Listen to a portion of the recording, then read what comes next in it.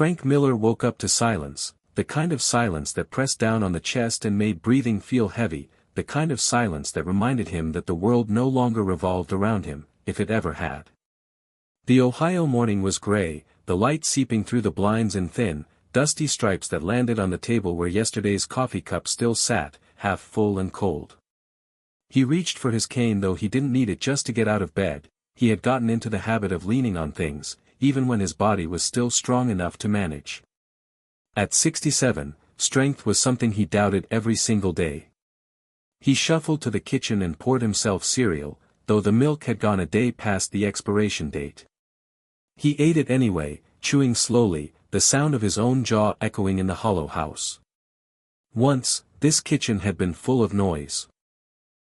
His wife, Margaret, singing along to the radio, his daughter Lisa slamming the fridge door, his son Mark asking for the keys to the old pickup. Now there was nothing but the creak of his chair and the hum of the refrigerator. He had gotten used to it, or at least he told himself so, though every morning felt like a reminder of all that was gone. He stared at the wall clock ticking toward 8 and muttered, "Is this it? Is this how it ends? Just me, the clock, and cold cereal?" His voice sounded strange to him, like it belonged to an older man he hadn't agreed to become. On the television in the corner, left on mostly for company, the news anchor shifted to a clip of Elon Musk giving a talk at a conference. Frank looked up halfway through a spoonful, catching Musk's words, "If you want to live a meaningful life, you have to stop waiting for permission. Live like every day is borrowed time. Build for the future, not the past." The cereal hung on Frank's spoon, forgotten.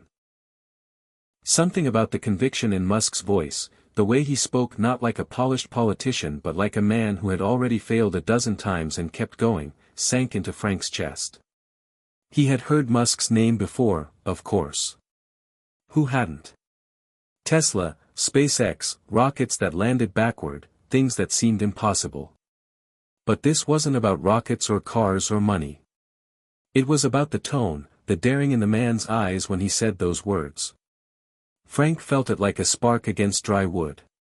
He set the spoon down and leaned forward, listening harder, as if he might miss something that was meant only for him. The clip ended, and the anchor moved on, but Frank's heart didn't. He sat there, staring at the blank blue glow of the TV screen, hearing his own breathing quicken. "Live like every day is borrowed time," he repeated under his breath. Borrowed time. That was exactly what it felt like, as if his days were loans from a bank that had stopped caring whether he paid them back. He pushed his chair back, the legs scraping the tile, and stood staring out the window at the gray street. The mailman passed by, younger than Mark, earbuds in, not even glancing at the house. A jogger trotted past in neon shoes, fit, fast, everything Frank wasn't. And for the first time in a long while, instead of bitterness, he felt something else, an itch, a tug, a whisper that asked, "What if everything you believed about getting old was wrong?" His mind fought back instantly. He was old. His back hurt. His wife was gone. His children had their own lives. He had missed his chance. He told himself all the familiar lines that had built a wall around his days, but the wall had a crack now, and through it came the flicker of something dangerous, hope. He turned off the television, but the silence felt different, charged instead of hollow. He shuffled back to the bedroom and pulled out the top drawer of his nightstand. Beneath prescription bottles and folded receipts was an old notebook, the one he hadn't opened in years.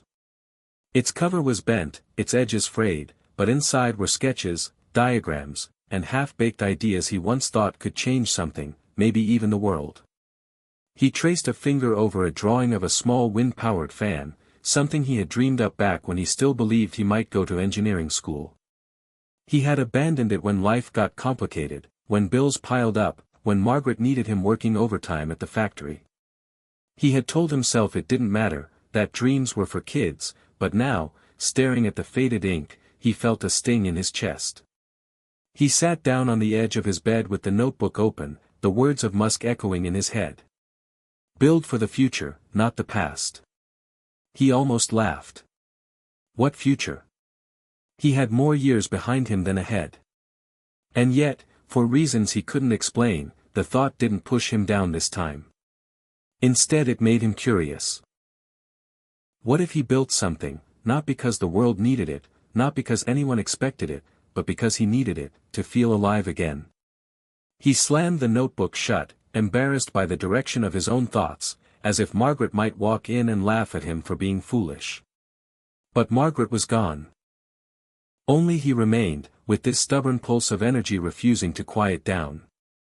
He wandered back to the kitchen and looked again at the television, replaying the clip in his mind.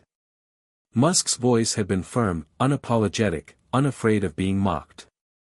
Frank thought of all the times he had kept quiet to avoid ridicule, all the times he had told Mark or Lisa, maybe next time, when they asked why he never finished a project. He thought of the way Lisa had stopped calling, the way Mark treated him like a child now, patting his shoulder and telling him to take it easy. He hated that most of all, being treated like he was already gone, just waiting for the official announcement. He grabbed a sticky note from the counter, wrote down Musk's words, "When something is important enough, you do it, even if the odds aren't in your favor," and slapped it on the refrigerator door. The yellow square looked out of place against the white metal, but it was there, a reminder, a dare. He stood staring at it until the corners of his mouth twitched into something he hadn't felt in years, the beginning of a smile. He didn't know what tomorrow would look like. He didn't know if this spark would last or fade. But for the first time in a very long time, he didn't dread tomorrow. He was curious about it.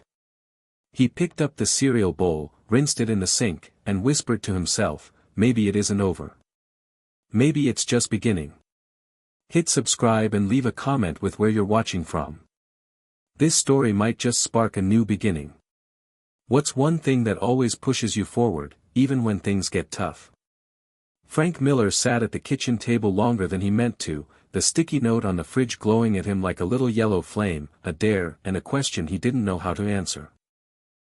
His hand drifted to the old notebook again, but instead of opening it he closed his eyes and let memory drag him backward through the years, past the silence of his present into the noise of his younger life.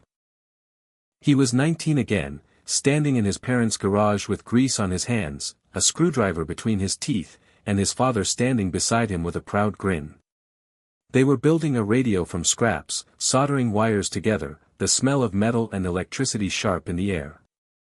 His father had clapped him on the back when the signal finally came through and music filled the small space, saying, "You've got the mind for this, son. You're gonna do big things." Frank had believed it. For a while, he believed he might even become an engineer, maybe design machines that would make life easier, cleaner, better. But life had other plans. Margaret came into the picture 2 years later, full of laughter and freckles, the kind of girl who made him feel 10 feet tall. He married her young, too young some said, but he never regretted it, not for a day.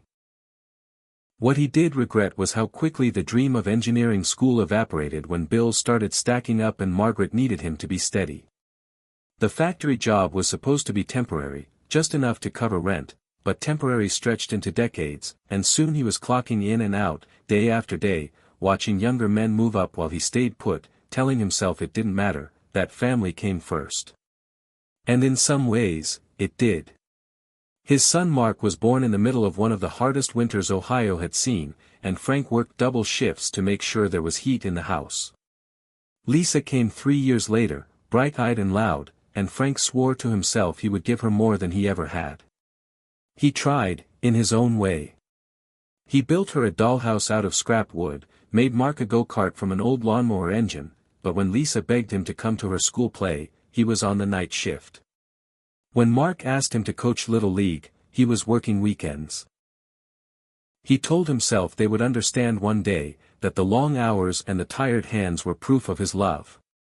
But now, decades later, sitting alone at the table, he wondered if all they remembered was his absence. Margaret had understood, or at least she said she did. She worked part-time at the library, raised the kids, kept the house warm. She teased him about the sketches in his notebooks, the half-built machines that cluttered the garage, but she never mocked him. She would say, "Frank, you've got a good brain.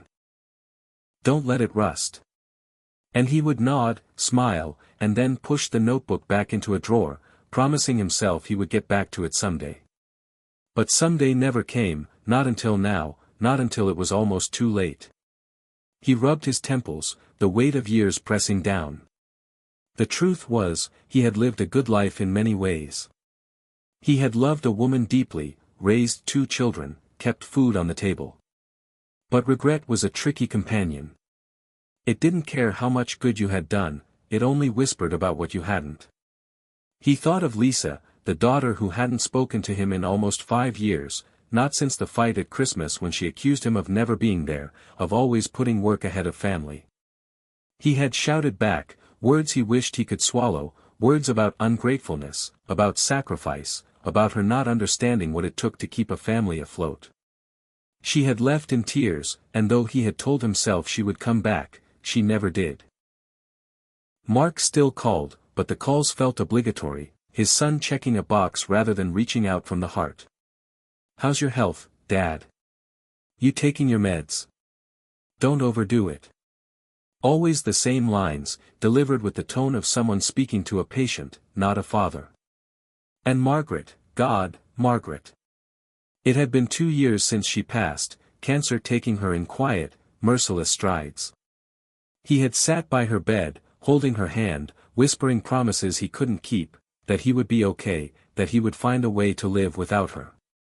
But since she was gone, the house had become a tomb of echoes. He would catch himself turning to tell her something, only to remember she wasn't there. Her sweater still hung on the back of a chair, her mug still on the top shelf. He couldn't bring himself to move them.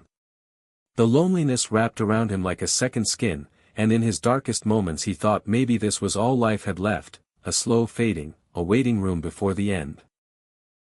That was the man who had woken up this morning, the man who muttered into his cereal, "Is this it?"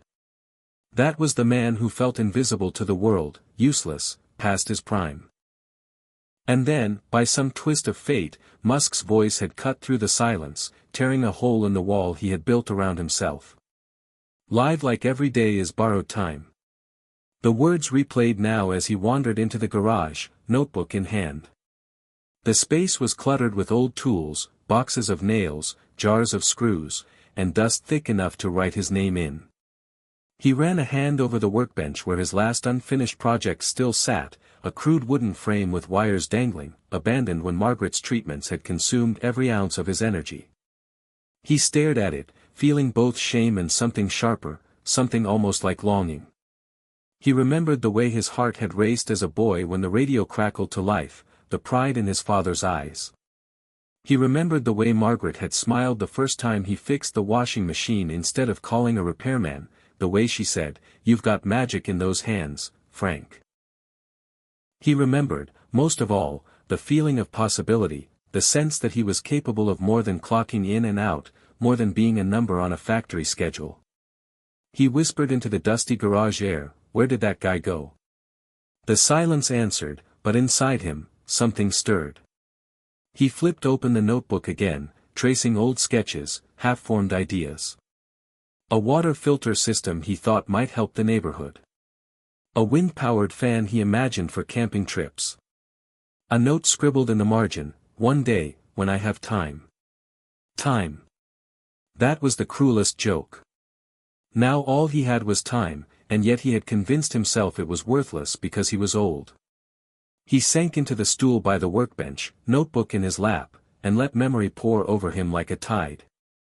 He saw the missed plays, the unopened letters, the empty chairs at family dinners. He felt the weight of every choice that had pushed his dreams aside. But underneath all that weight was a pulse, a beat that refused to die. It whispered, "You are still here." He looked at the sticky note again in his mind's eye, the bold words staring back. Maybe Musk hadn't been talking to him, but it felt like he had. Maybe the world thought Frank Miller was finished, but maybe he wasn't. Maybe he could still be the man his father believed in, the man Margaret encouraged, the man he once saw in the mirror before time blurred the edges. He closed the notebook and pressed it to his chest, eyes wet but steady. "I don't know if I can," he said aloud, "but maybe I should try." And in that moment, in the quiet of the garage, with only dust and old tools for company, Frank Miller made a silent vow: he would not let regret be the final chapter of his story. The following morning Frank woke with a heaviness that wasn't just in his bones but in his mind, a tug of war between the spark that had lit yesterday and the familiar shadow that whispered it was foolish to even think about starting again. The house was quiet, the fridge sticky note waiting for him like a dare, and he almost tore it down before his coffee finished brewing. He told himself not to be ridiculous, that a quote on a refrigerator didn't change the fact that his knees ached, that his friends were dying off one by one, that the world was racing ahead with technology he barely understood. He shuffled into the living room and lowered himself into the armchair, remote in hand, turning on the morning news not for the content but for the company of voices. The anchor was talking about new advances in artificial intelligence, about cars that drove themselves, about rockets preparing for another test flight. Frank scowled. "What's that got to do with me?" he muttered. He felt the tug of defeat, the old argument rising: you had your chance, you missed it, the world doesn't care what you build in your garage. The battle raged silently, a storm in his chest. He wanted to believe that yesterday's spark mattered, but this morning it seemed laughable. What could a 67-year-old man with shaky hands and a tired heart possibly do? His phone buzzed on the table, Mark's name lighting up the screen. He answered with a sigh, trying to sound cheerful. "Morning, son." Mark's voice was brisk, the tone of a man multitasking. "Hey Dad, just checking in. You taking your meds? Staying active?" Frank bristled. "I'm not an invalid, Mark." "I know, Dad, I know. Just making sure. Don't overdo it, okay? You don't need to prove anything." Frank opened his mouth to respond, but the words jammed in his throat. He wanted to shout that he did need to prove something, at least to himself, but instead he said, "Sure, son. Don't worry." When the call ended, he sat staring at the phone, feeling smaller than before, the spark smothered under the weight of his son's well-meaning condescension. It wasn't cruelty, he knew that. Mark cared, but caring wasn't the same as believing. And in that moment Frank realized no one believed in him anymore. Not his son, not his neighbors, not society at large. Old age had stamped him invisible, and it hurt more than he admitted. Later that afternoon he had a doctor's appointment, just a routine checkup. The waiting room smelled of antiseptic and faint perfume, a parade of gray heads bent over magazines. When his name was called, he walked into the sterile office where Dr. Patel, a kind but hurried man, glanced over his charts. Blood pressure stable, cholesterol a little high. Nothing alarming. You're doing fine for your age. The words landed like a backhanded compliment. For your age. Frank forced a smile. So what should I be doing? The doctor didn't look up from his computer. Stay active but don't push yourself too hard. Walk a little, rest a lot. At this stage, quality of life matters more than ambition. Quality of life. Rest a lot. It felt like being told to sit quietly until the curtain dropped. Frank nodded, thanked him, and walked out, but inside the storm grew louder. Don't push yourself. Don't dream too big. Don't expect more. He thought of Musk again, how people had laughed at him when his rockets exploded, how the media had written him off, and yet he had refused to listen. If Musk had accepted limits, there would be no Tesla, no SpaceX, no bold dreams to ignite the world. Why was it that men like Musk were allowed to defy odds, but men like Frank were told to slow down and fade away? Driving home, he gripped the steering wheel tighter, the doctor's words echoing against the sticky notes challenge. Slow down versus push forward. Rest versus rise. It felt like two voices battling for control of his soul. By the time he pulled into the driveway, the sun was dipping low, casting long shadows across the lawn. He sat in the car a long time, staring at the garage door. Behind it lay his notebook, his father's tools, the ghosts of his abandoned dreams. He felt fear coil in his stomach. What if he tried and failed? What if Mark was right, if the world saw him as a joke, an old man tinkering pointlessly while time ran out? But another voice, quieter yet fiercer, whispered, what if you tried and it mattered? He stepped out of the car, opened the garage, and stood in the doorway. The smell of dust and oil hit him, familiar and sharp. He walked to the workbench, tracing his fingers over the wooden frame he had left unfinished years ago. The storm inside him swelled, doubts and hopes colliding. He remembered Lisa's words from their last fight, "You were never there, Dad. You never finished anything."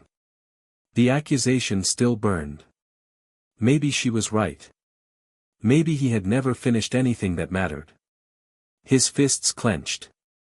He wanted to prove her wrong, to prove to himself that he could still see something through. He sat on the stool, opened the notebook, and stared at the sketches. His hands trembled as he picked up a pencil, the first deliberate act of creation he had allowed himself in years. The line he drew was shaky, imperfect, but it was a line. He leaned back, heart pounding, the inner war raging louder than ever. Was this foolishness or salvation? He didn't know. He closed the notebook again, pressed it flat with both palms, and whispered, God help me, I don't know if I'm strong enough. That night he couldn't sleep. He lay in bed staring at the ceiling, the war replaying in endless loops. Too old. Too late. Too foolish. But also, not done yet. Not finished. Not invisible. At 2 a.m, restless, he got up and turned on the television. Another interview with Musk was playing, this one from years ago. The interviewer asked, why do you keep going when everyone says you'll fail? Musk replied, calm but firm, because if something is important enough, you try, even if the odds are against you. I don't care if people laugh. I care if the dream matters. Frank felt his throat tighten. He leaned forward, elbows on his knees, as if the man on the screen were speaking directly into his living room. He whispered to the dark, but what if you're old? What if no one believes in you? The television offered no reply, but in his chest he felt the faintest answer rise, you believe in you. It was enough to bring tears to his eyes, hot and unrelenting, not just for the years he had lost but for the years he still had. The war wasn't over, not by a long shot, but maybe, just maybe, he was finally choosing a side. The next morning the sky was pale and washed out, the kind of light that usually made Frank retreat deeper into his chair, but something different hummed in him as he walked into the kitchen and saw the sticky note still clinging stubbornly to the fridge. The yellow square looked bolder today, as if daring him to act instead of brood.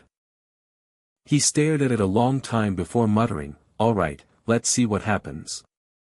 Instead of pouring cereal, he laced up his sneakers, the same pair he hadn't worn since Margaret's funeral, and stepped out onto the driveway. The air was crisp, the street quiet except for the faint sound of a lawnmower a few houses down. His knees ached immediately, his back protested, and he almost turned around, but he forced one step, then another, until he found himself shuffling down the block. It wasn't graceful, it wasn't fast, but it was movement, and with each slow stride he repeated in his head, borrowed time, borrowed time, borrowed time. He walked to the corner and back, out of breath by the time he returned to his driveway, but a small flame flickered in his chest. It wasn't much, but it was more than yesterday, and that was something. He leaned on the porch railing to catch his breath, sweat beading on his forehead, and for a moment he could almost hear Margaret's voice teasing him, look at you, Frank, out for a stroll. Don't keel over on me. The memory stung and warmed him at once. That afternoon, he pulled the old notebook back out, not just to glance but to really look. The sketches were crude, the ink faded, but he saw possibility where before he had only seen failure. He sharpened a pencil and began tracing over the lines, steadier this time, refining an idea that had once seemed out of reach. Hours slipped by unnoticed, and when he finally stood up, his back stiff, the sun was setting outside the garage window. For the first time in years, he had lost himself in something other than grief. That night, as he heated up leftover soup, the phone rang. It was Charlie, an old friend from the factory who had retired a few years earlier. They hadn't spoken much since Margaret passed, but Charlie's voice carried the same easy warmth as always. "Heard you've been walking around the neighborhood," Charlie said.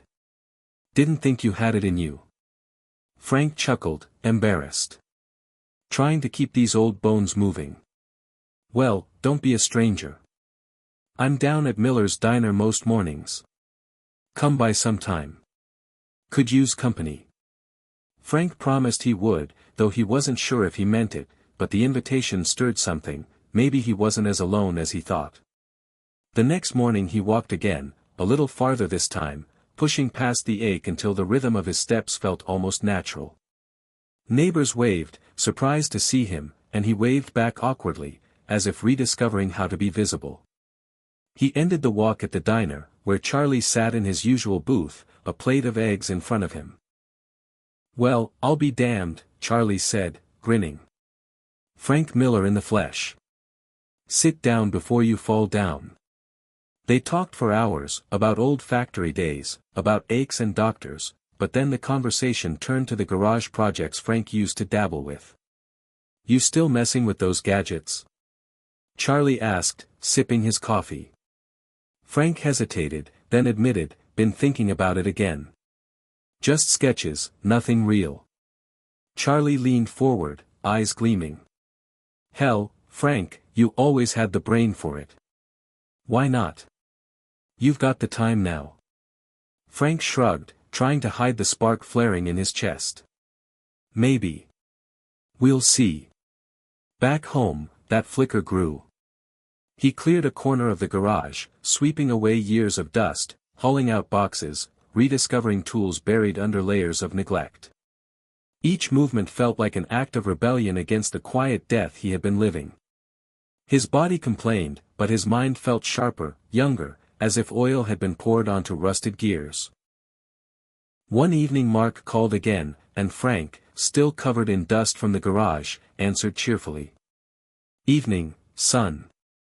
You sound out of breath," Mark said immediately. "You okay?" "I'm fine. Just cleaning up the garage." A pause on the other end. "The garage? Dad, you don't need to be lifting things. You'll hurt yourself." The words pricked like needles. "I can handle it," Frank said firmly. "I'm not made of glass." "I know, but... Dad, you're not Elon Musk.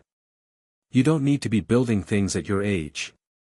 The sentence hit like a slap, and Frank's chest burned. He wanted to shout, to tell Mark he was wrong, but instead he just said, "We'll talk later," and hung up. He sat in the garage afterward, hands shaking, the war inside roaring again. His own son didn't believe in him. Maybe no one did. But then his eyes fell on the sticky note on the fridge in the kitchen beyond, and he repeated the words aloud. "When something is important enough, you do it, even if the odds aren't in your favor." He whispered it again, louder this time, daring the empty house to argue. "Even if the odds aren't in your favor." The tremor in his hand steadied. He opened the notebook, picked up a screwdriver, and got to work. For hours he tinkered, failing more often than not, but each failure carried a strange thrill. It meant he was trying, and that alone separated today from yesterday. Late into the night, as he tightened the last screw on a crude assembly that barely held together, he leaned back, exhausted but alive, and laughed softly to himself.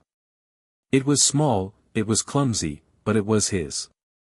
And in that moment he realized the truth. The world might see him as old, irrelevant, finished, but inside him something had reignited, something defiant and stubborn, something that whispered he wasn't done yet. He was, for the first time in years, beginning again.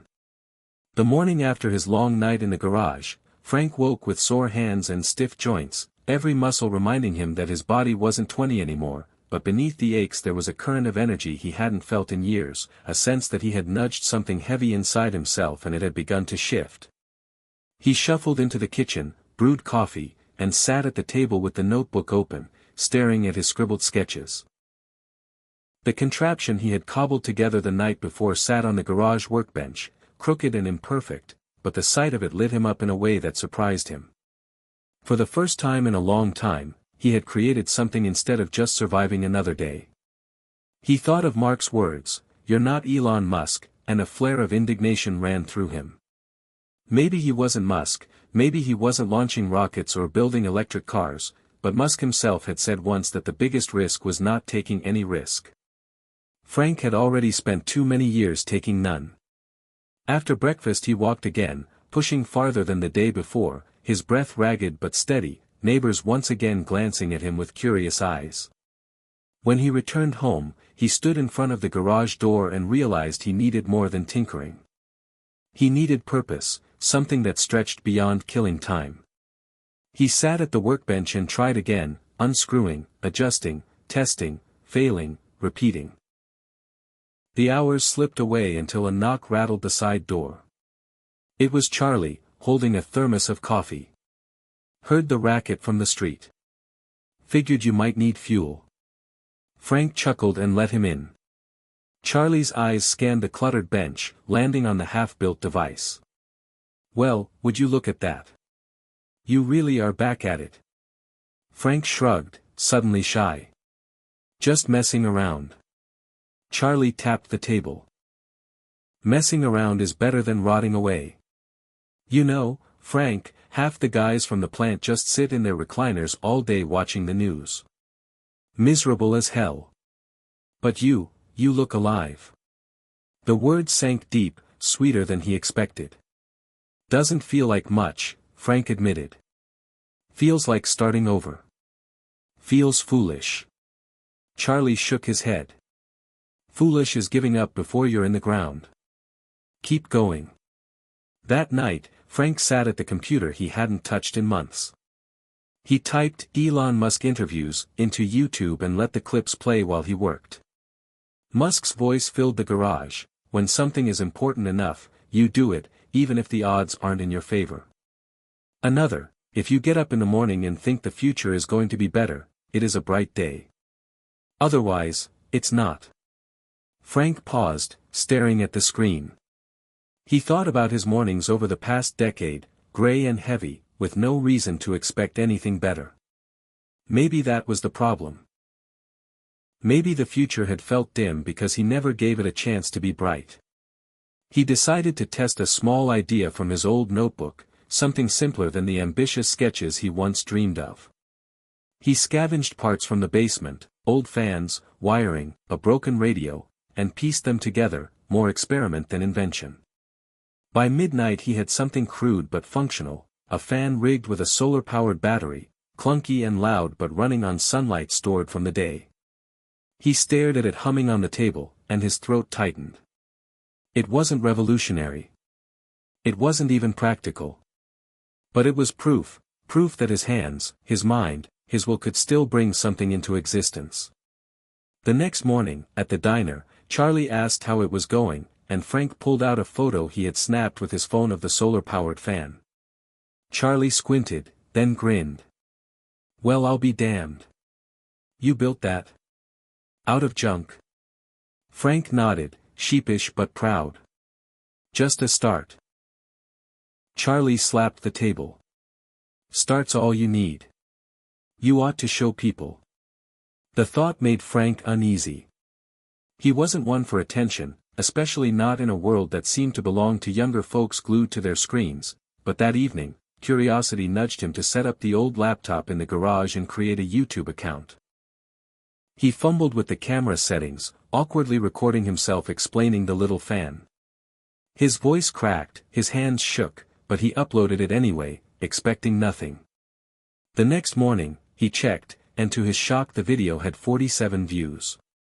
Not thousands, not viral, but 47 strangers had seen him, had listened. 2 comments sat beneath it: "Reminds me of my granddad, keep going," and "This is awesome, sir. Please post more." He read them again and again, each word heavier than gold. For the first time since Margaret's passing, someone outside his small circle had seen him, had acknowledged his existence. That tiny validation sent him back to the garage with fire in his belly. He began planning improvements, sketching new ideas, filming more videos. At first they were clumsy, the camera tilted, the audio muffled, but he didn't care. He was learning, adapting. He wasn't invisible anymore.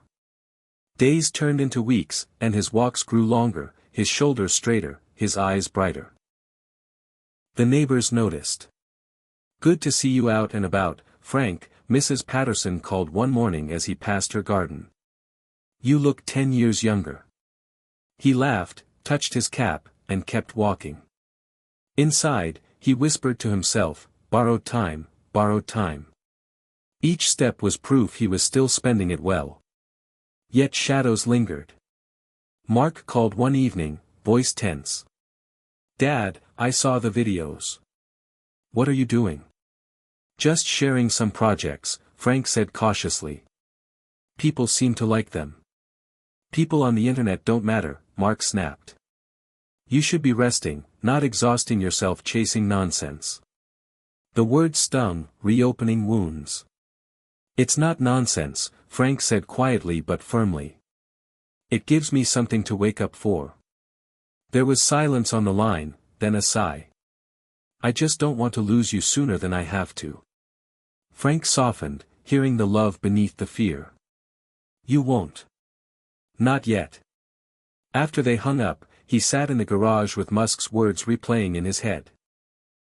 "If you get up in the morning and think the future is going to be better, it is a bright day." He looked at his cluttered bench, at the humming fan, at the notebook filling with fresh sketches, and realized he was beginning to believe in bright days again. The momentum that had carried Frank through those first weeks of rediscovery began to slow, not all at once but in small cracks that widened day by day, the way rust spreads on an old pipe until the whole thing threatens to burst. It started with the aches, sharper than before, his knees swelling after the longer walks, his hands stiffening when he tried to grip a screwdriver. One evening he sat down in the garage, staring at the sketches in his notebook, and realized he couldn't even hold the pencil without pain shooting up his wrist. He set it down and pressed his palms together, whispering through clenched teeth, "Damn it, not now." The silence of the garage pressed heavy against him, broken only by the faint hum of the solar fan, and for the first time since he had begun his little journey, he wondered if Mark had been right, if this was all foolishness, if he was chasing some spark that would only burn him out faster. The next morning at the diner, Charlie noticed the way he rubbed his hands. "You look like hell," Charlie said bluntly. Frank forced a laugh. "Just sore." But Charlie leaned closer, voice softer. "Don't push too hard. You're not trying to prove something, are you?" The question rattled him. Wasn't he? Every step, every screw turned, every video uploaded, it all felt like a battle against the image of himself as old, invisible, irrelevant. He wanted to prove he still mattered, but proving it was exhausting. That afternoon he sat in his chair, the television flickering without sound, the notebook closed on the table beside him. He didn't walk, didn't tinker, didn't film. Hours slipped into evening, and when the phone rang, he almost didn't answer. It was Sarah, his daughter, her voice warm but cautious. "Hi, Dad. Mark told me you've been building things. And posting videos." Frank tensed, ready for another lecture, but Sarah surprised him. "I think it's wonderful. I watched one. You seemed happy." He swallowed hard.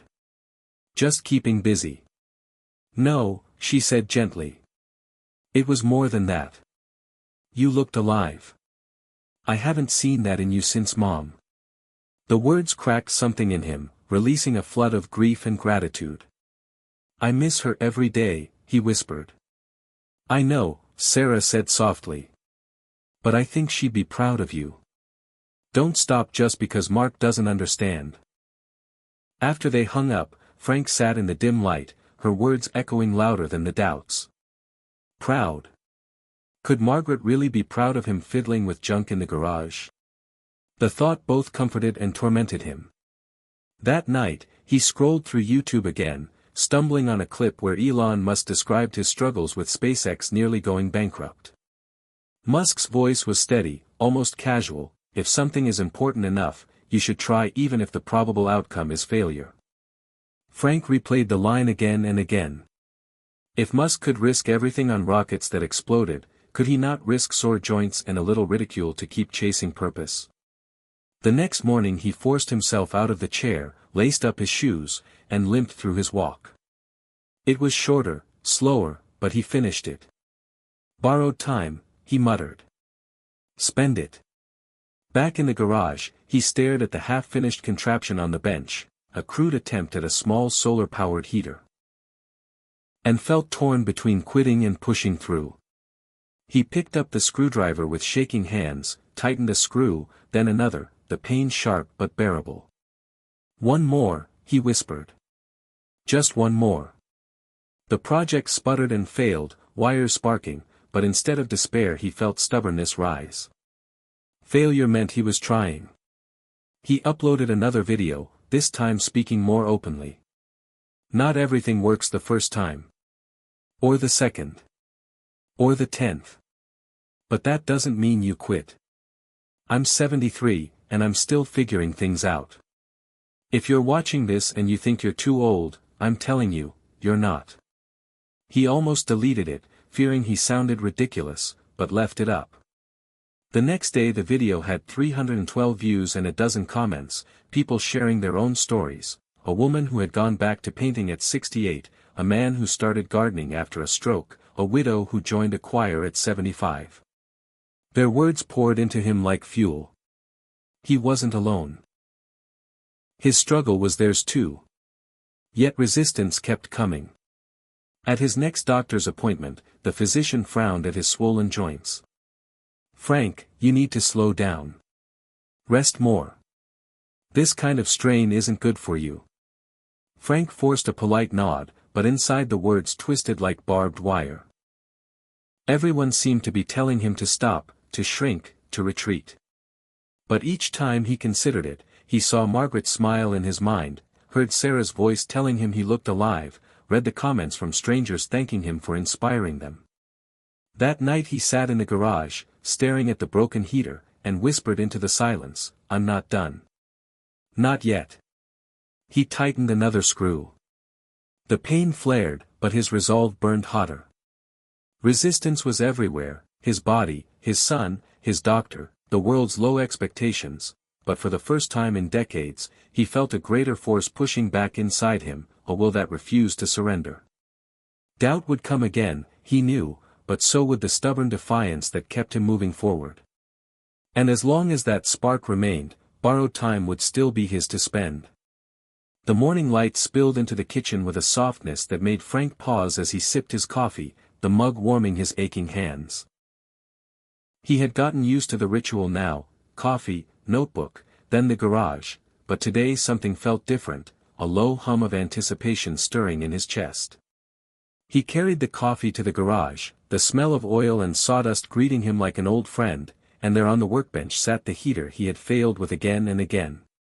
It looked ugly, wires protruding, casing dented, but it was his, and last night after countless attempts, it had finally coughed to life for a few fleeting minutes. He remembered the tiny puff of warm air that brushed his face, and how it had made him laugh out loud like a boy catching fireflies. That laugh still echoed in him. He set up the old camera and recorded another video, this time letting himself speak freely instead of rehearsing. It doesn't look like much, he said, holding up the crude device, but for 5 glorious minutes last night, this thing worked. 5 minutes. That might sound like failure to some people, but to me, it was proof. Proof that these old hands still know how to build, proof that a man isn't finished until he decides he is.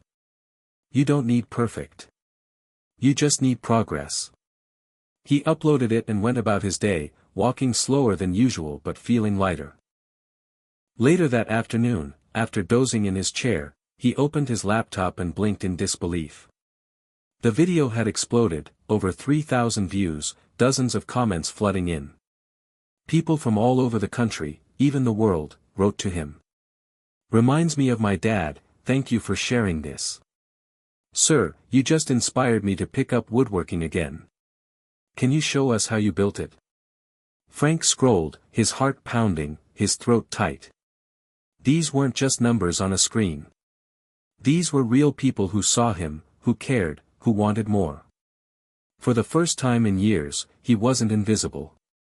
He printed out one of the comments and taped it above his workbench like a badge of honor, "You're proof that it's never too late." That night he called Sarah.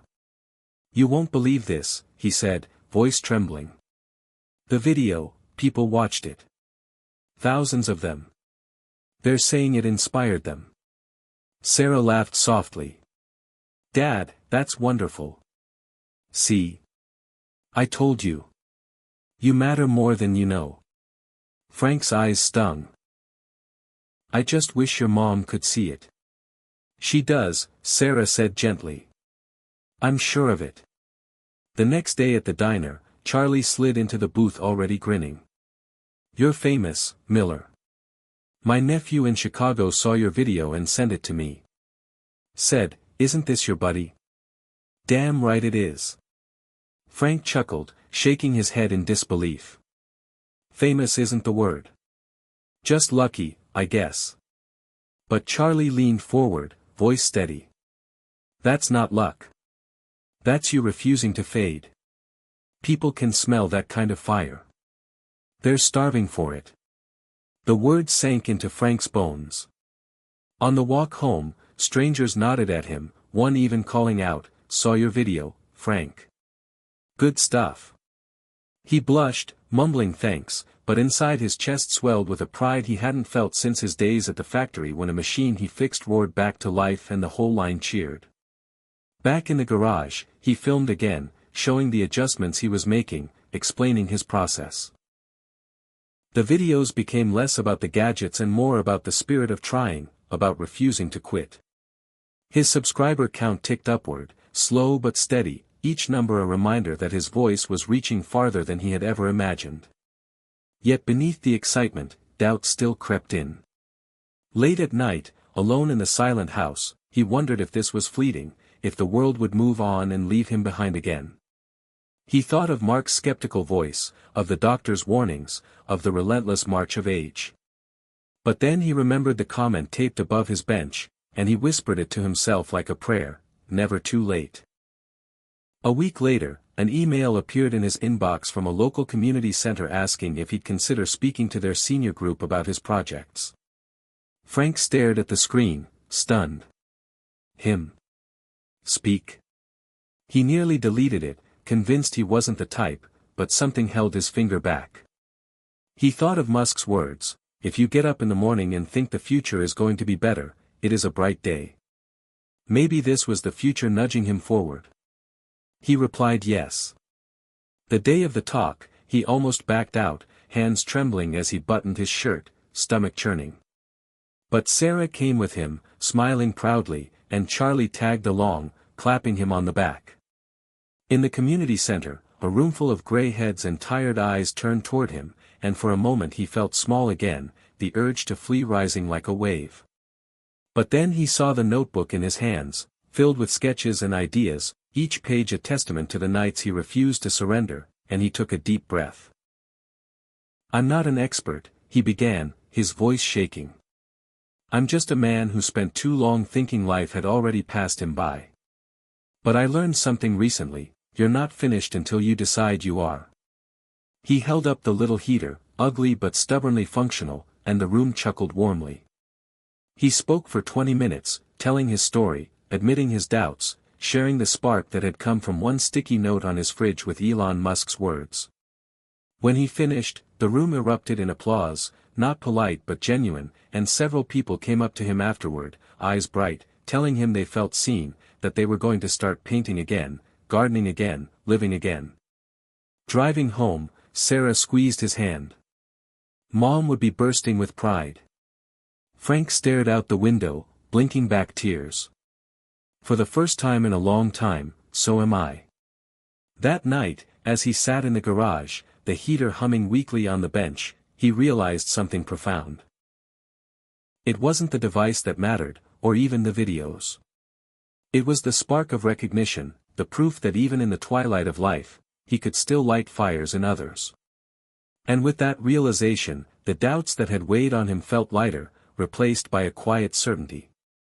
He wasn't done. He was just beginning. Fame, even the small, unexpected kind, has a way of stirring currents both warm and cold, and Frank discovered this soon enough in the weeks following his community center talk. At first the recognition felt like a blessing, the smiling nods from neighbors, the growing view counts on his videos, the handwritten thank you note from a stranger in Kansas who wrote, "Your story gave me courage to apply for a part-time job at 70. He taped that note beside the other comment above his bench, and every time he saw it he felt the same surge of energy, the same reminder that he was part of something bigger than his little garage. But then the pushback began. It came quietly at first, a sideways glance from Mark when he stopped by one Sunday afternoon, catching sight of the wires, the tools, the clunky heater prototype still spread out across the bench. "Dad," Mark said, his voice carrying that thin edge of frustration, "don't you think this is getting out of hand? You're spending all your time in here. You should be resting, enjoying life, not stressing yourself out with this." He waved vaguely at the mess, as if it were nothing more than a child's forgotten toy. Frank's chest tightened. "It keeps me moving. It keeps me thinking." "It's dangerous," Mark pressed. "You could hurt yourself. You already look exhausted. What's the point? You're not going to invent the next Tesla." Frank bristled, a heat rising in him. "That's not the point." But Mark shook his head, already pulling on his coat. "I just don't want to get a call one day saying you collapsed in this garage. Please, Dad. Think about it." The door shut behind him, and the silence that followed was heavier than any he had known. For hours Frank sat in the garage, staring at the scattered tools, wondering if Mark was right. What if this wasn't courage but delusion? What if he was fooling himself into thinking he mattered, while his body was slowly wearing down under the strain? That night his dreams were restless, filled with images of Margaret shaking her head, of machines breaking, of Musk himself turning away. He woke drenched in sweat, the doubt pressing hard. The next morning his walk was slower, shorter, his body aching more than usual. When he sat down to record a video, he froze in front of the camera, unable to find the words. For the first time since he began, he clicked delete without uploading. The slump lasted days. He skipped the diner, skipped the garage, sat in his chair as the television droned. The house felt small, his life smaller, the spark dimming. Then one evening Sarah called. "Dad, I didn't see a new video this week. Everything okay?" He hesitated, then admitted, "Mark thinks I'm being foolish. Maybe he's right. Maybe I should just stop." The silence on the other end was sharp. Then Sarah's voice, firm but gentle, "Dad, don't you dare. Do you know how many people you've inspired? Do you know how proud I am every time I see someone comment on your videos? This isn't about gadgets, it's about you refusing to quit. If you stop now, what message does that send? That Mark was right? That you were just playing?" Frank closed his eyes, her words piercing. "But what if I fail?" he whispered. Sarah laughed softly. "Dad, you already succeeded. You changed lives, including mine. Failure doesn't erase that. Keep going. Please." After they hung up, he sat in the dark garage, the notebook closed in front of him, and for a long time he listened to the quiet hum of the old fan still wired to its solar panel. Then he opened the notebook and wrote in bold letters across the next blank page, "Keep going." The following morning he forced himself back onto the street, ignoring the protests of his knees, repeating the words in rhythm with his steps. "Keep going. Keep going." By the time he returned, sweat stinging his eyes, he felt a flicker of strength. That afternoon he recorded again, his voice steady despite the lingering doubt. "Sometimes people tell me I should quit. That I'm too old, too tired, too foolish. And maybe they're right.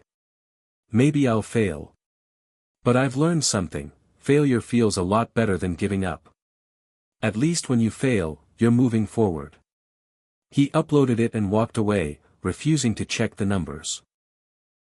The next day the video had more comments than any before, hundreds of people sharing their own stories of resistance, children telling them to slow down, friends telling them to stop dreaming, doctors telling them to rest. Frank read through them slowly, tears blurring the screen. He wasn't alone in the pushback. He was part of a whole invisible army of people who had been told they were finished, when in fact they were only waiting to begin again.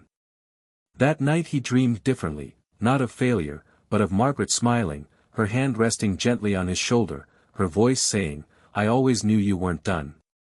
He woke with tears on his cheeks, but for the first time in weeks, the tears carried more hope than sorrow. And when he walked to the garage that morning, the sun slanting through the dusty window, he didn't see clutter or foolishness. He saw a battlefield. He saw resistance. And he saw the fight still in him to push back. Hit subscribe and leave a comment with where you're watching from. This story might just spark a new beginning. What's one thing that always pushes you forward, even when things get tough? The morning began like so many others, the kettle hissing, the notebook lying open on the table, the old house creaking in its familiar way, yet Frank felt a strange electricity in the air, a restlessness that pulled him toward the garage before the coffee had even cooled. He stood over the workbench, staring at the heater he had been battling for weeks, its wires snarled like a puzzle refusing to be solved, its casing bent from repeated adjustments, but today something inside him refused to accept defeat.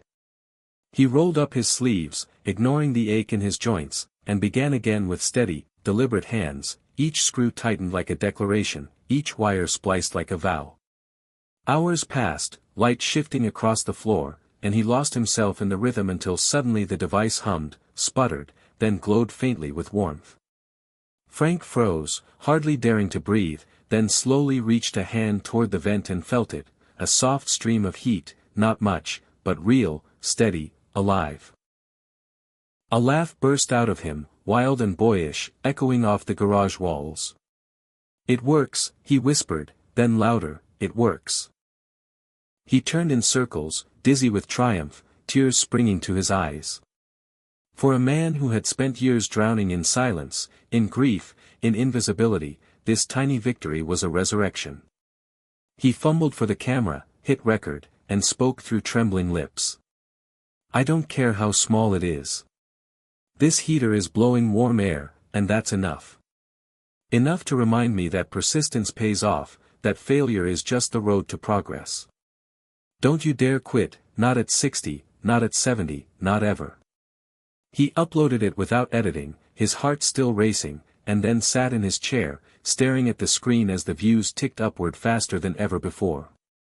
By nightfall, thousands had watched, and the comments poured in like a flood, people cheering, thanking him, telling him he gave them courage to fight their own battles. One man wrote, "I've been afraid to start walking again after my surgery, but after seeing you, I'm going out tomorrow."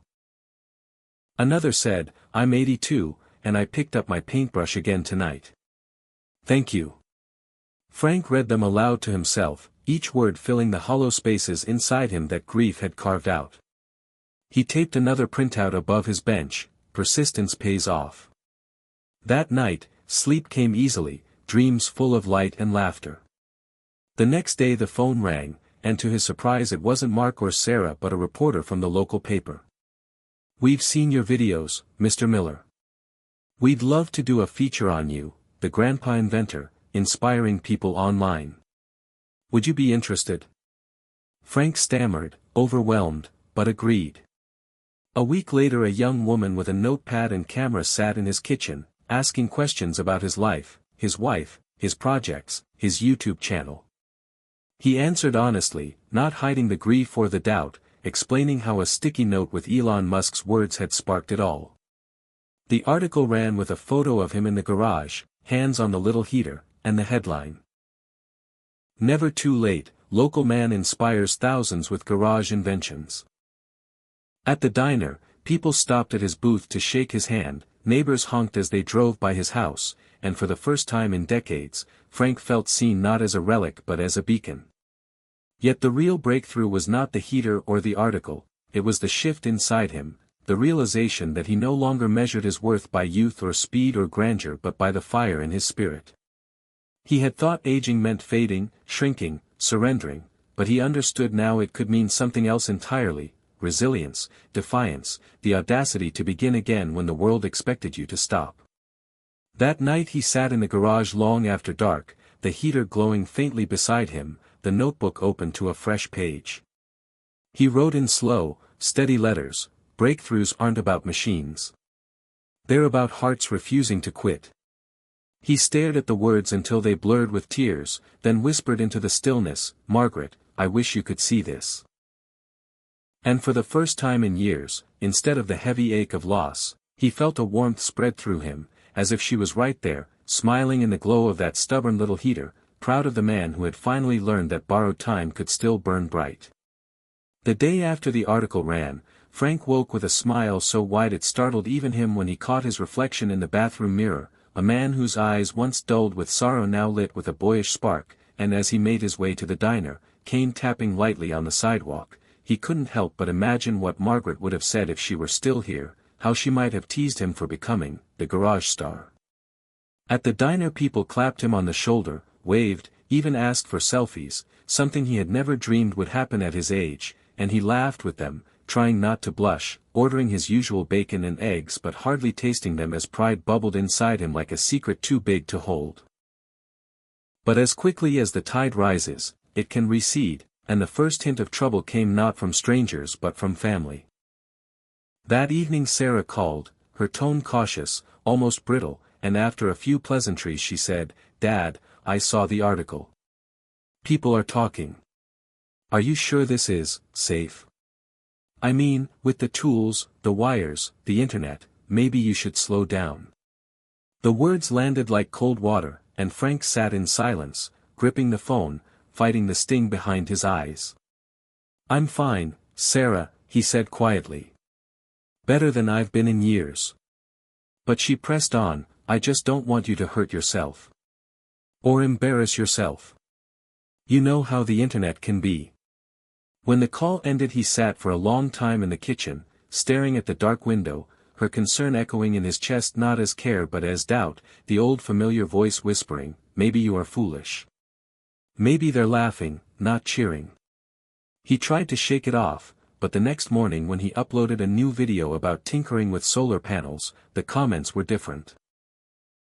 Mixed among the encouragement were sneers, strangers mocking his shaky hands, calling him "Grandpa Clown," saying, "Stick to bingo, old man." The cruelty hit harder than he expected, and though he told himself not to care, he found his hand hovering over the delete button. For hours he wrestled, pacing the garage, his mind replaying Sarah's warning, the troll's laughter, until finally he slumped into the chair, burying his face in his hands. All the air seemed to leave the room. The heater sat silent, the tools scattered, and he thought bitterly, maybe they're right. Maybe I should quit while I'm ahead. Days passed in a fog. The garage stayed dark, the notebook untouched. He skipped the diner, too ashamed to face the well-meaning neighbors, afraid they had seen the cruel comments too. Nights stretched long and restless, Margaret's absence pressing heavier than ever, until one evening he turned on the TV for noise and caught a documentary replay about SpaceX's first failures, the explosions, the bankrupt fears, the ridicule Musk had endured. He sat up straighter, eyes locked as Musk's voice filled the room, "If something is important enough, you do it even if the odds are not in your favor." Frank felt his chest tighten, tears pricking his eyes, because here was the reminder he needed, that even the boldest had been mocked, doubted, told to stop. He grabbed his notebook with trembling hands and wrote the words down, "If something is important enough." Over and over until the page was filled. The next morning he returned to the garage, his movements slow, unsure, but determined. He turned on the camera, his voice shaky at first but growing stronger as he spoke not about success but about pain, failure, ridicule. "They laughed at me this week," he admitted, staring straight into the lens. "They said I was too old, too clumsy. Maybe some of you feel the same in your own lives, like the world has written you off. But let me tell you something, if it matters to you, if it sets even a small fire in your heart, you keep going. Because that's what separates the quitters from the doers. He uploaded it before he could overthink, bracing himself for more cruelty, but to his surprise the tide turned again. Comments poured in from people who had faced mockery themselves, thanking him for voicing the hurt they too carried. A woman wrote, "They laughed when I went back to college at 62. Last week I graduated. Don't you dare stop." Another said, "Your honesty means more than the inventions. Don't let them silence you." Frank read each one slowly, letting them seep into the cracks of his fragile confidence, patching what had broken. Still, the setback lingered like a bruise, teaching him that success wasn't a straight line but a jagged climb full of slips and scrapes, and that the real battle wasn't in the garage but inside his own heart, against the doubts planted by others and watered by fear. One night he sat at the workbench, staring at the heater, the solar panels, the mess of wires, and whispered aloud, "This is bigger than me now, isn't it?" He realized his journey was no longer just about building gadgets or chasing relevance but about embodying something larger, proof that aging didn't mean erasure, that even in the face of ridicule, a man could choose persistence over surrender. He leaned back, closed his eyes, and for the first time in weeks felt Margaret's presence again, not as grief but as strength, her voice in his memory saying, "Keep going, Frank. They don't get to decide who you are." He smiled faintly through the tears, picked up his pen, and wrote a new mantra across the page, "Setbacks are fuel." And with that, the old man who had nearly given up rose once more, ready to face the fire, not as a victim of age or mockery, but as a warrior of persistence, lit by the flame Elon Musk's words had reignited in his soul. The following week began with gray skies, heavy rain slanting against the windows, the kind of weather that made most people retreat into blankets and television, but Frank felt a restless urgency stirring inside him, a sense that the storm was not something to hide from but something to walk into. He had spent enough days curled up with doubt, enough nights replaying insults, and now as the rain drummed harder on the roof, he rose from his chair, grabbed his jacket and stepped into the downpour, cane tapping the wet pavement as he made his way to the garage. The air smelled of earth and renewal, and with each step he felt a quiet defiance building, a whisper turning into a roar inside his chest, "No more hiding." He opened the garage door, rain splashing in, and for a moment simply stood there, water dripping down his face, staring at the cluttered workbench that had once seemed a battlefield but now looked like a proving ground. He wiped his eyes with the back of his sleeve, pulled up a stool, and began sketching an idea that had been gnawing at him since the heater's success.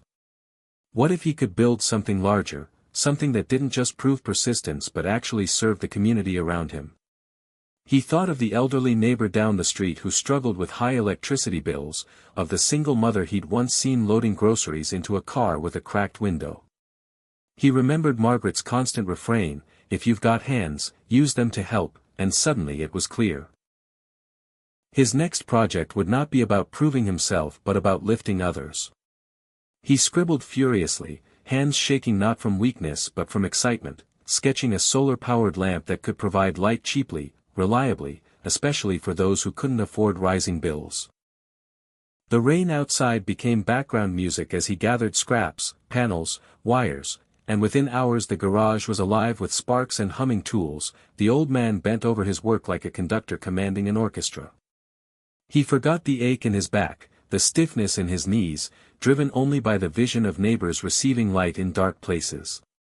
Days blurred together, rain giving way to sunlight, and though mistakes piled up, circuits fried, panels cracked, Frank refused to surrender this time, remembering the heater, remembering the words that had carried him through ridicule, "If something is important enough, you do it even if the odds are not in your favor."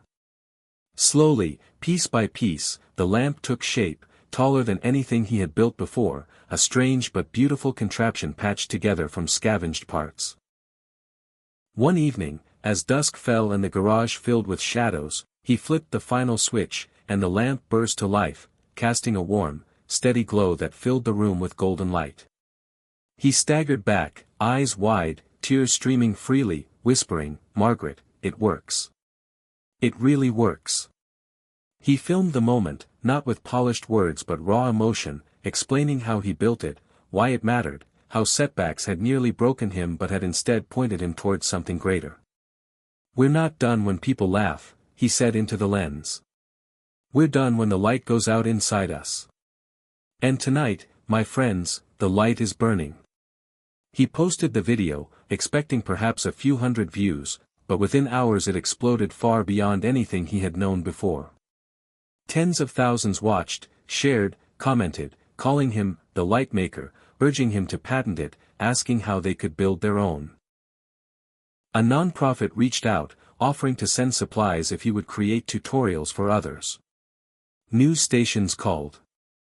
Emails flooded his inbox from as far as Canada and England, people who saw not just a lamp but a symbol. And somewhere in that avalanche of responses came a message that made him sit down hard in his chair, heart pounding. It was from Mark, the son he hadn't spoken to in months. The subject line read, "Proud." The message itself was short, almost hesitant. "Dad, I saw your video. I've been quiet too long. I don't know how to say this, but I'm proud of you. I'd like to come visit if that's okay." Frank read it again and again, the words blurring with tears, his hands trembling as he whispered, "Yes, son, yes." For years he had carried the weight of silence between them, the gulf of unspoken apologies, and now, out of wires and persistence and ridicule, a bridge was being rebuilt. That night he could not sleep, pacing the house, whispering prayers of gratitude, feeling the years fall from his shoulders. The turning point was not just the lamp or the fame but the realization that persistence could heal more than machines, it could heal people, relationships, even himself. The following weekend Mark arrived, taller, grayer, but with the same crooked smile Frank remembered from his boyhood. They stood awkwardly at first on the porch, the weight of decades pressing down, until Frank simply reached out, pulled his son into an embrace, and whispered, "I missed you." Mark's arms tightened, voice cracking, "I missed you too, Dad."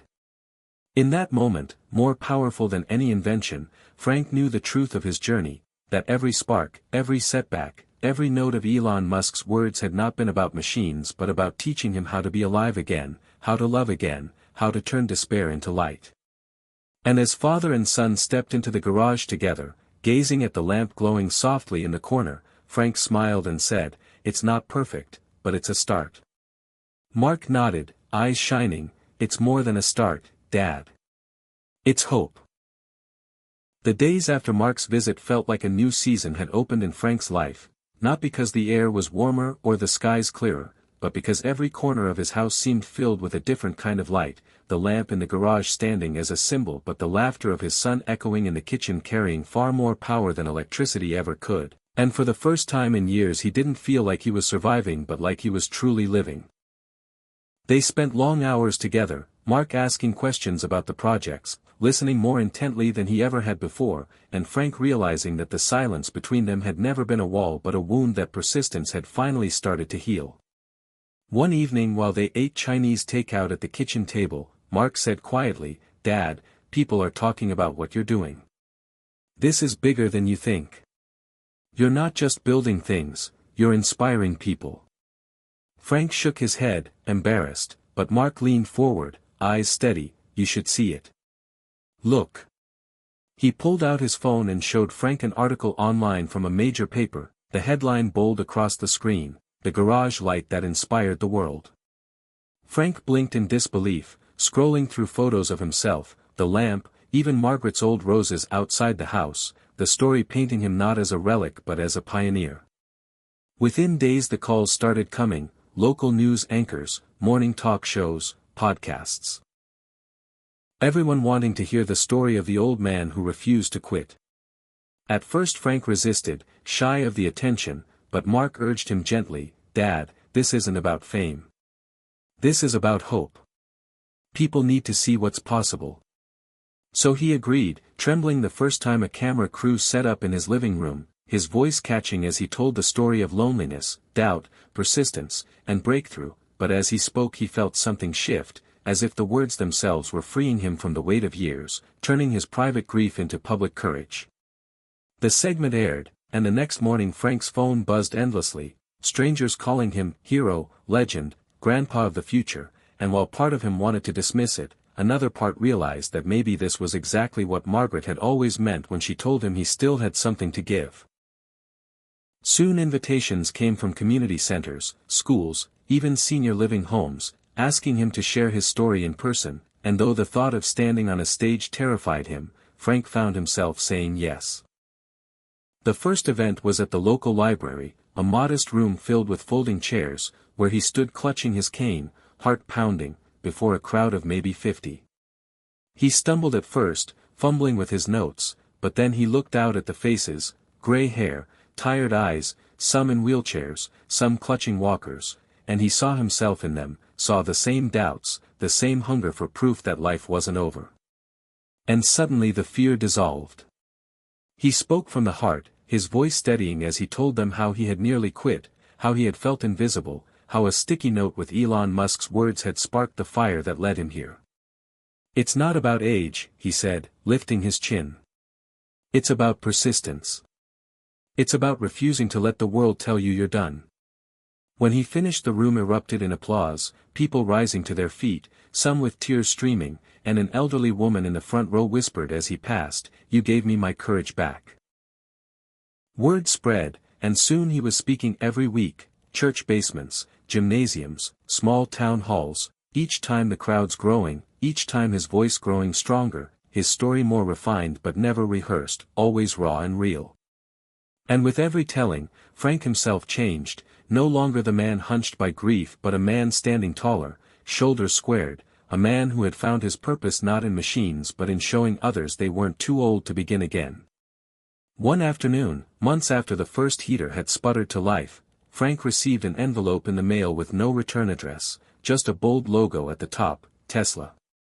He tore it open with shaking hands and read aloud to Mark, who sat at the table across from him, "Mr. Miller, we've followed your journey with great admiration. Your story embodies the spirit of persistence and innovation that drives us.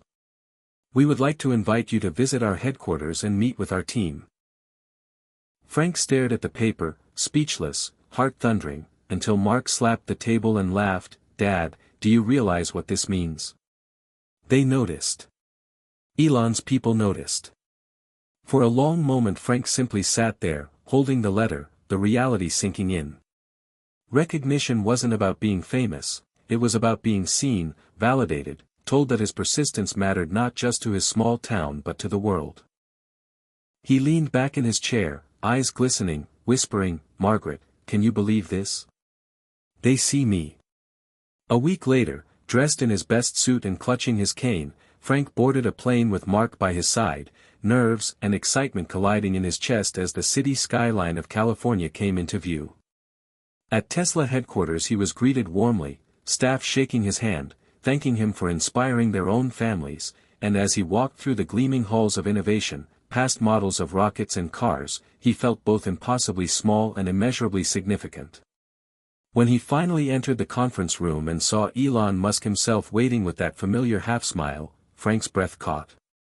Elon rose, extended his hand, and said simply, "I've heard about you. Persistence. That's what separates winners from losers. You proved it." Frank shook his hand, words failing, emotion flooding, and in that instant he understood that recognition wasn't about applause or headlines. It was about standing eye to eye with someone who embodied the mindset that had saved him and realizing he belonged in the same story.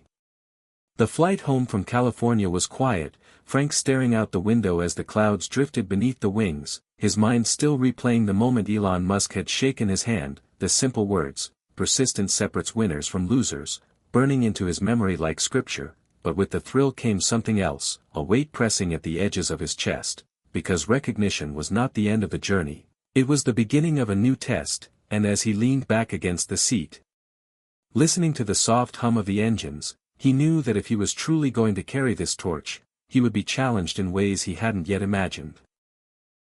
Back in his small town, the welcome was overwhelming, neighbors decorating his porch with balloons, children leaving hand-drawn thank you notes, the diner offering him free meals, but beneath the celebration Frank felt a tremor of unease, a question echoing, "What now?" He had built the lamp, told his story, even met Musk himself. What came next? and could an old man really keep rising without eventually falling? The answer came sooner than expected. A local council member called one afternoon, explaining that the town was facing an energy crisis, aging infrastructure, rising costs, and a community center on the brink of shutting down because they couldn't afford electricity through the winter. "Mr. Miller," the councilman said, "we were wondering if you might design something like your solar lamp, but on a bigger scale. Something to keep the lights on, maybe even heat the building." Frank's heart pounded as he listened, torn between excitement and fear. He had never built anything beyond his garage, never faced stakes this high, and the voice of doubt whispered immediately, "You're too old, this is too much, leave it to the young engineers." But another voice, stronger now, the one Elon had ignited, roared back, "Persistence." That night he sat in the garage, sketching designs, frustration mounting as he realized how little he knew about scaling power systems. He stayed up past midnight, his body aching, his eyes burning, but he refused to stop. By morning the garage was littered with crumpled papers, wires, tools, the mess of a man who refused to surrender. Mark stopped by with coffee, raising his eyebrows at the chaos, and asked, "Dad, are you sure about this?" Frank looked up, exhaustion in his face but fire in his eyes. "If I can light one building, I can light up hope for this whole town. I have to try." The weeks that followed were brutal. Circuits blew, panels shattered, calculations failed. More than once sparks flew dangerously close to his hands, and one night he collapsed into a chair, chest heaving, convinced he had pushed too far. The doubts clawed again, maybe Sarah had been right, maybe this was reckless, maybe persistence had limits. He closed his eyes, ready to quit, but then he heard Margaret's voice in memory, gentle but firm, "If you've got hands, use them to help." And Musk's echo followed. "If something is important enough, you do it even if the odds are not in your favor." With shaking hands he picked up the soldering iron again. The challenge was relentless, each day a new failure, each night a test of will, but slowly, painfully, the pieces began to come together. Mark joined him in the garage, learning the tools, holding the ladder, cheering him on, and for the first time in years father and son worked side by side, sweat and laughter mingling as they built not just a power system but a bridge between generations. At last, after months of grinding, the prototype stood tall in the garage, a solar array feeding into a storage unit, cables running to a heater and lights, all cobbled from spare parts but humming with promise. On the day of the test, the town gathered at the community center, bundled in coats against the winter chill, skeptical but hopeful.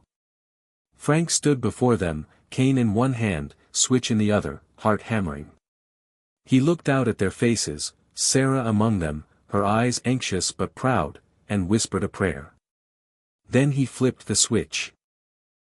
For a moment nothing happened, the silence heavy, doubts crashing back, but then the lights flickered, sputtered, and blazed to life, the heaters rumbling, warm air spilling into the cold room. A cheer erupted, people clapping, hugging, some wiping tears, and Frank felt his knees buckle as relief and joy flooded him. He leaned against Mark, laughing through tears. "It works. Dear God, it works." Reporters captured the moment, headlines the next day proclaiming Grandpa Inventor Power's community center, but for Frank the real victory was in the eyes of the children playing under bright lights, the elderly neighbors warming their hands, Sarah hugging him tightly afterward and whispering, "I was wrong, Dad. You're not reckless. You're brave." The challenge had nearly broken him, but in rising to it he discovered something deeper than recognition, he discovered responsibility. He realized persistence wasn't just about refusing to quit for his own sake. It was about carrying the weight of others, about using every spark left in his aging body to ignite hope in those who had gone cold. And that night, back in the quiet of his garage, he sat before the humming prototype and wrote in his notebook, "Challenges are not walls. They are doors. The key is persistence." He closed the book, turned off the lamp, and whispered into the dark, "Margaret, I'm not done yet. Not by a long shot." The winter passed, and with it the cold shadow that had threatened to shut down the community center, replaced now with warmth and light born from the strange machine an old man and his son had cobbled together in a garage. But for Frank the true warmth came not from the heaters but from the faces of the townspeople, their gratitude shining like a second sun, and though his body ached with every step, his spirit felt younger than it had in decades. Word spread beyond the town, newspapers running stories, radio stations asking for interviews, and one morning a letter arrived on thick cream paper stamped with the seal of a regional foundation that funded renewable projects, inviting Frank to present his design to a panel in the city. At first he laughed, shaking his head at the thought of a 70-year-old farmer-turned-tinkerer standing in front of polished engineers and executives, but Mark urged him, "Dad, they need to hear what you've done. It's not about impressing them. It's about showing what persistence can achieve." And Sarah, surprising them both, placed her hand gently on Frank's arm and said, "Your work has already lit this town. Maybe it can light others too." The word settled in Frank's heart, and with a deep breath he agreed. Preparation was exhausting, days spent sketching cleaner diagrams, rewriting notes, even practicing speaking aloud though his voice wavered and his memory stumbled. Sometimes he cursed the tremor in his hands, the fog in his thoughts, but Mark was always there to steady him, Sarah proofreading his drafts late into the night, neighbors stopping by with meals so he wouldn't forget to eat. It felt as if the entire town had become his workshop, everyone contributing not tools but faith, and the weight of it both humbled and strengthened him. When the day came, Frank wore his best suit, a little tight at the waist, his tie crooked until Sarah straightened it with a smile. "You look like a man ready to change the world," she said softly, and for once Frank didn't argue. The city was intimidating, glass towers gleaming, streets buzzing with energy, and as they entered the conference hall Frank felt like a relic from another age, his cane clicking against marble floors, but then he saw the crowd, not just officials and engineers but young people, students, activists, and realized they weren't looking at his age, they were looking at possibility. When his turn came he walked slowly to the podium, adjusted the microphone, and unfolded his crumpled notes, his hands trembling. For a moment silence pressed in, and doubt clawed at him, but then he remembered the children playing in the lit community center, the old neighbors warming their hands, Musk's steady voice telling him persistence was the difference, and suddenly his fear melted. "My name is Frank Miller," he began, his voice gravelly but steady. "I'm 70 years old. I'm no engineer, no scientist. I'm just a man who got tired of sitting in the dark." He told them about the lamp, the garage, the failures, the sparks that nearly burned him, the nights he nearly quit, the day the heaters roared to life. He spoke not in the polished language of experts but in the raw cadence of a man who had lived too long to waste time pretending. And as he spoke he saw heads nodding, eyes glistening, young people leaning forward as if hearing not just a story of invention but a blueprint for their own battles. When he finished, holding up a photograph of the community center glowing against the winter night, the applause was thunderous, not polite but fierce, rising from the floor like a wave that lifted him higher than he had ever imagined. Afterward, members of the foundation approached, asking for schematics, offering funding, suggesting partnerships with universities, and though Frank barely understood half their jargon he felt a new truth dawning. His garage experiment was no longer his alone, it was becoming something larger, a seed carried by many hands. On the train ride home he stared out the window, the city lights fading into dark fields, and whispered to Mark, "This isn't just about me anymore, is it?" Mark smiled, resting a hand on his father's shoulder. "It never was, Dad. It's about everyone who thinks they're too small, too old, too broken to matter. You've shown them they're wrong." Back in town the news traveled fast, neighbors greeting him with cheers, children running up to ask if they could help build power machines, too, and Frank realized his garage had become more than a workshop, it was now a classroom. Every weekend kids crowded the space, watching him solder wires, drawing their own ideas, their laughter filling the air, and though his hands were slower, his back weaker, he found joy in teaching, in passing on the spark. One boy, no older than 10, asked shyly, "Mr. Miller, when I grow up, can I make things like you?" Frank knelt, joints aching, and looked him in the eye. "Son, you don't have to wait until you're grown. You can start today. All you need is persistence. Those words became a mantra, spreading through the town, painted on banners at the school, printed on flyers for community meetings. Frank's legacy was no longer an invention but a movement, a culture of refusing to give up, of lighting the dark corners not just with electricity but with hope. Yet legacy, Frank realized, is a fragile thing, not built in a single victory but tested again and again, and in quiet moments he feared it might crumble if he faltered, if his body gave out, if his mind grew dim.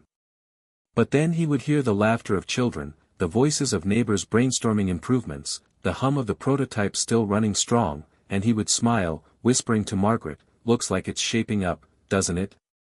The legacy was no longer something distant waiting after his death. It was forming now, alive in the hands and hearts of others, growing stronger with each passing day, and as spring blossomed across the fields, Frank felt something bloom inside him too, a realization that though time was short, what he had built would outlast him, not because of wires or panels but because of persistence planted like seeds in the souls of those who had watched him rise. Summer arrived with golden fields swaying under the sun, the town alive with projects inspired by Frank's garage invention, yet even as momentum grew, life reminded him that progress never runs in a straight line. It began subtly, a stumble on the workshop floor, his cane slipping as he tried to reach a shelf, Mark catching him just in time. Frank brushed it off with a laugh, just clumsy, son, nothing more, but inside he felt a cold shiver. Weeks later, during a community gathering where he was asked to speak, his words tangled, sentences stalling halfway, faces in the audience blurring as panic squeezed his chest.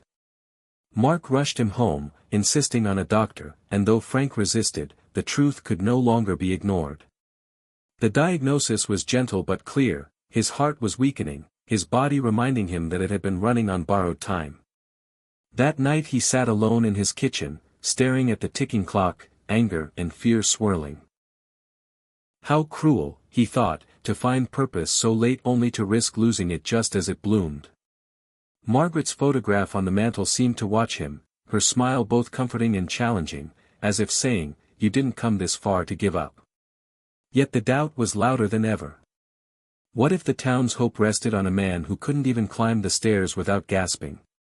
What if his legacy crumbled under the weight of his failing body? He considered stepping back, handing the project fully to Mark, retreating quietly before people saw him falter. But when he voiced this at the next town meeting, the reaction stunned him. Sarah stood first, her voice firm, "Frank, you don't get to quit. You taught us persistence, remember? This isn't about perfection, it's about showing up even when it hurts."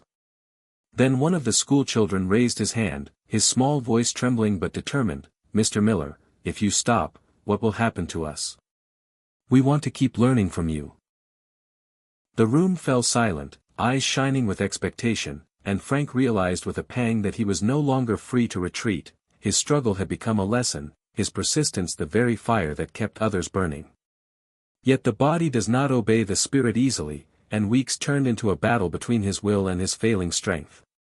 Some mornings he couldn't rise from bed, his chest heavy, sweat soaking his sheets, and he would hear the laughter of children outside his window, the clang of tools in the garage, and feel both longing and despair. Elon's words, once a spark, now returned like a drumbeat, persistence is the difference between those who win and those who quit. But what if persistence meant pushing too far, risking collapse? Mark tried to shield him, taking over more tasks, speaking at gatherings, but Frank saw the strain in his son's eyes, the burden of carrying both his father and the dream. One evening, lying under the soft hum of the prototype machine, Frank whispered, "Maybe the real persistence is knowing when to let go." Mark shook his head fiercely, tears brimming. "No, Dad. The persistence is fighting even when it scares you. You don't have to carry this alone, we're all with you. That's the point." That night Frank dreamed of Margaret again, walking through fields of light, her hand reaching back to him, her voice echoing, "Not yet, Frank.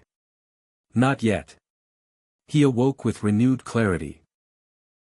The setback was real, his body frail, but perhaps his greatest gift now was not in building but in teaching, not in leading from the front but in empowering others to take the lead. At the next workshop session he gathered the children, the neighbors, the young volunteers, and instead of demonstrating, he sat in his chair, guiding them step by step, letting them solder, hammer, sketch, argue, fail, and try again.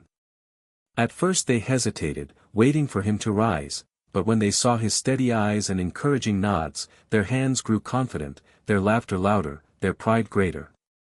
By the end of the day the garage hummed not with Frank's labor but with theirs, and he realized the setback had transformed the project from his creation into a collective legacy. Still, the shadow of mortality loomed. One evening after everyone had left, Frank sat in the empty garage, the faint smell of oil and solder lingering, the machine silent, and whispered to Musk's imagined presence, "I'm scared. I don't want to leave this unfinished." In his mind he heard the reply, calm and relentless, "Legacies aren't finished by one person. They're continued by those you inspire." The word struck deep, and for the first time Frank allowed himself to believe that his worth wasn't tied to how many hours he could work or how many parts he could assemble, it was in the seeds he had planted. The setback, painful as it was, had shifted the center of gravity from himself to the community, and in that shift he saw the true shape of his legacy. The hardest part was accepting help, allowing others to lift what he could not, but as Sarah drove him to his doctor's appointments, as Mark carried blueprints instead of him, as children fetched tools with eager pride, he began to see that needing others was not weakness but proof that his mission had become bigger than his own hands. And so, though his steps slowed, though his breath came shorter, Frank pressed on, no longer afraid of the decline, because he had already passed the torch. The setback was real, but it was not the end. It was the test that proved his persistence had spread beyond his body, into the very fabric of those who believed. And in that realization he found peace, whispering one night as he gazed at the glowing community center from his porch, "I thought persistence meant never falling. But maybe it means rising even when you can't stand on your own." Hit subscribe and leave a comment with where you're watching from. This story might just spark a new beginning. What's one thing that always pushes you forward, even when things get tough?